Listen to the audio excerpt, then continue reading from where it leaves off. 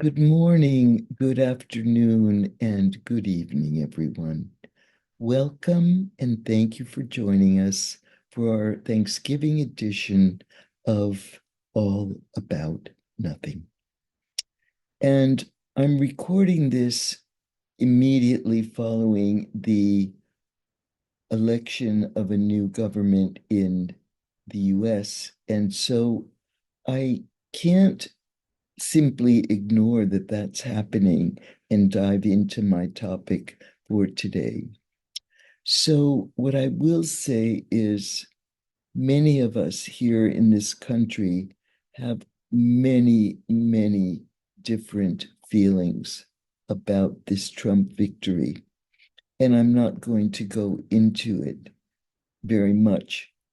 What I do want to say is two things that are relevant to our subject matter. One of them is, and this is something that I heard Ta-Nehisi Coates say when I recently heard him speak, and that is, he said, we have to teach the victim, or we have to help the victim to not become a victimizer.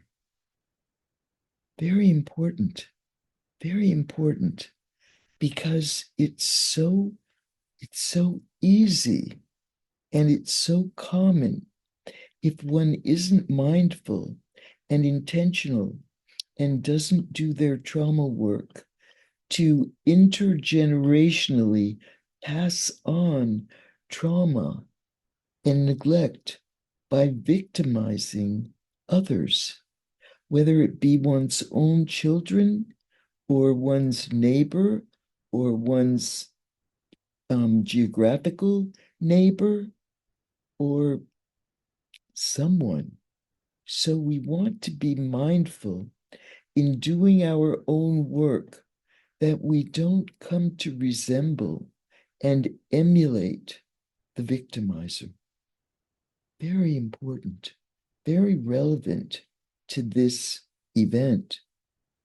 The other thing that I'm aware of from this outcome is it seems to me, and this is neglect related, that many people are so starved, are so craving for a protective, powerful, strong other that says, no, stay away from my kid. Don't do that. You can't hurt me. And I'm going to stop you. And I'm going to stop you by being big and strong to make sure that you leave this person alone. You leave us alone. You leave my child alone.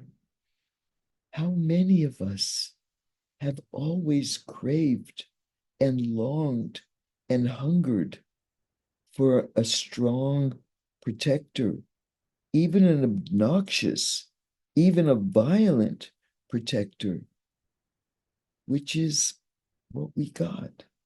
So we need to work more and harder around what we're already working on. And this is not any kind of a glossing over or a Pollyanna response to this event, because we all have so many feelings about it. I won't go into mine because I want there to be room for everyone, but I think many of us are feeling very similarly, all kinds of ways. And what I feel as ever is we have to work harder. We have to work harder and be soul searching and self-aware and do our work so we don't in any way resemble the victimizer. So, all that being said, I'm going to go on into the topic that I had originally planned for today, which corresponds to the domestic, the US holiday of Thanksgiving, and my own experience of Thanksgiving, my childhood experience of it. And many of us share mixed feelings, if not really distasteful feelings about this holiday. My own experience as a young, badly eating disordered child was that the Great American Eating Holiday was a nightmare for me, not only because there was this whole Norman Rockwell myth of being a happy, connected, harmonious family that just loves to sit together and have a nice meal and stay around the table even all day long, eating and eating and eating. It wasn't only because of the family pressure, the expectation that we have a family group, but also the absolute inescapable nature of eating.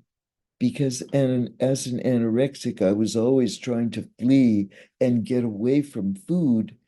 And with Thanksgiving, there's no escape.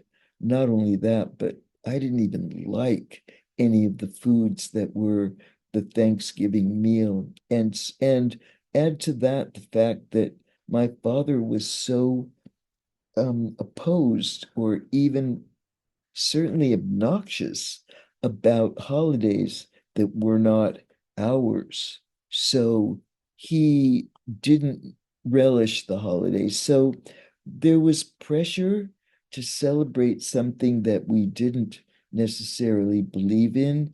We certainly didn't fit the mold of what you were supposed to be and experience on that day. And then as I got older, and I came to learn more about colonialism and the mythology around friendship between the colonial, the settlers, if you will, and the colonized, the native people, and that was supposed to be harmonious and pleasurable and a sharing of experience. It certainly wasn't my read on history. So, all that to say, Thanksgiving is not my holiday. And most holidays aren't because there is so much pressure around family that many of us haven't had. And so I've always felt so protective of my clients who feel the pressure and the grief and the loss or anger, frustration, or violation of not having those community and kindred feelings that are expected around a holiday like this. So I want to use that as a segue to talk about giving and receiving, because one aspect of Thanksgiving that I feel mixed about is the part that has to do with gratitude. Because on one hand, I am absolutely passionate about gratitude, and I experience appreciation, certainly in this country, and with this new government, I don't expect it to get better. That gratitude and appreciation are an endangered species, and our children aren't taught, or not to my standard about gratitude and appreciation, and particularly around neglect. There can be a real ambivalence both about giving and about receiving and about appreciating. So I wanted to name this because I do feel that appreciation and gratitude are so important. And on one hand, I'm glad that there's a day that honors appreciation and gratitude and sort of capitalizes and puts a frame around being thankful.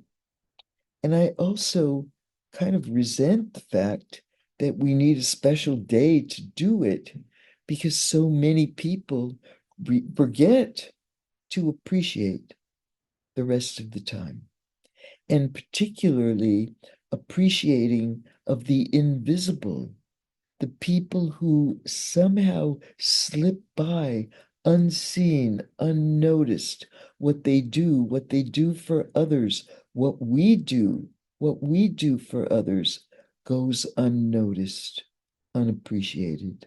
I feel so strongly about that.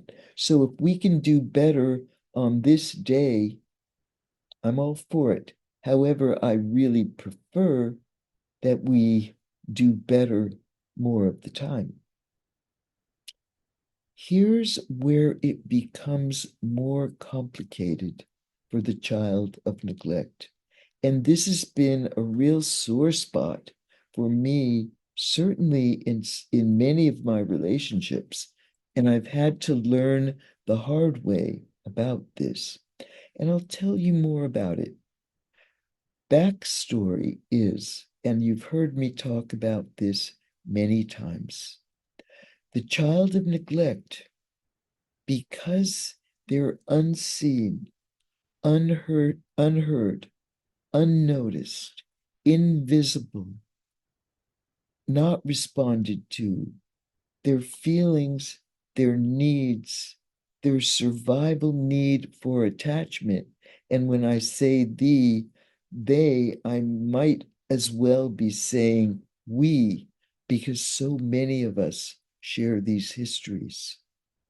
So, because we receive so little, particularly in that early time in life that we can't even remember,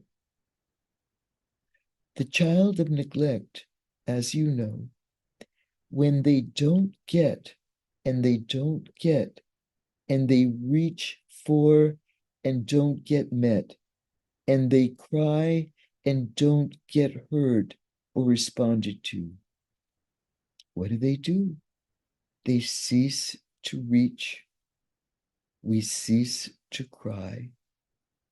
We lose our voice. We lose our spine. We collapse. We freeze. We stop reaching out. We stop wanting, or we stop wanting consciously. We may still want, but we don't manifest or even often know that we want. And after the collapse and after the freeze, as you know, because you've heard me before talking about the dilemma without solution, we tend to default to self-reliance, which means I can do it all myself. I don't need other. I don't need anything. Or I try and convince myself of that by becoming ironclad and siloed in my self-reliant, self-sustaining independence, if you will. And from there, that self-reliant character becomes very ambivalent, if not really ferocious and rejecting of receiving. And I remember when I first met my badly neglected husband, he was a quintessential child of neglect. And he had an abhorrent, a revulsion for receiving. It made him suspicious. It made him angry. He was a child of a narcissistic mother who everything she gave him came with an expectation of either a pound of flesh, gratitude, or some kind of, just pleasure and joy over something he didn't even want. And so he became really, really angry and rejecting of anything that anyone had to offer. In this case, me. So I felt so rejected and so hurt every time I tried to give him something. And what I might add is many children of neglect make a practice of being extravagant givers, because that we can do well. We know what it's like to have that bottomless pit of wanting. So to gratify or to see where we can meet the need, real or imagined, of the other, many of us take pleasure in that. So I tried to practice my skills and talents in giving with him, and he was angry and rejecting. And it took me a long time to learn that not only was receiving abhorrent to him, not only was it even threatening to him, it was really distasteful. And it was for a reason, that it was deadly for him to let himself feel the longing. He had kept it, he had learned to manage his hunger for receiving anything by not needing anything from anyone. So having that self-reliance punctured can feel life-threatening to the child of neglect. So one of the things that many of us, or our clients who were neglected, have to heal is that injury around receiving, and also the fluidity in being able to give. Because these are some of the great joys of life. And two, we are designed for interdependence. We're designed to give and receive, and to need other, and to take pleasure in collaboration, and to thrive together, which we need even more of in these troubled times, which, as we speak, become more troubled. So I'm going to leave you with something really important that I learned from someone who I think is probably perhaps the greatest couples therapist in the known world, certainly that I know of. I think she's retired now. Her name is Pat Love. It is her real name. I discovered her because she was one of the first imago relationship therapists who also talked about sexuality. So I really always appreciated her for that, but for many reasons, I appreciate Pat.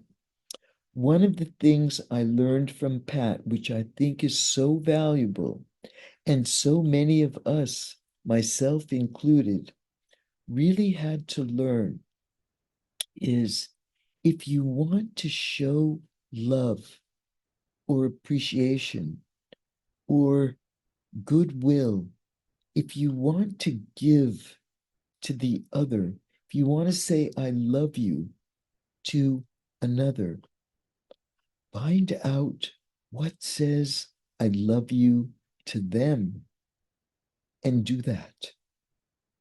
Because if I give you what I would want, if I give you what I think you want, if I give you what I want to give you, if I give you what I think you should want, if I give you what I already have handy, if I give to you randomly, I might miss the mark. Most likely, I will. So we have to really see and know the other. Find out what says, I love you to them, and do that. So, for those of you who observe the Thanksgiving holiday, may you enjoy it. For those of you in other parts of the world where you don't even have that holiday or you have it on a different day, well, I hope that this is of use to you in your own journey. And I thank you for your attention and for joining me today, especially with all the mixed feelings that many of us may have at this moment in time. Thank you, and I'll see you next time.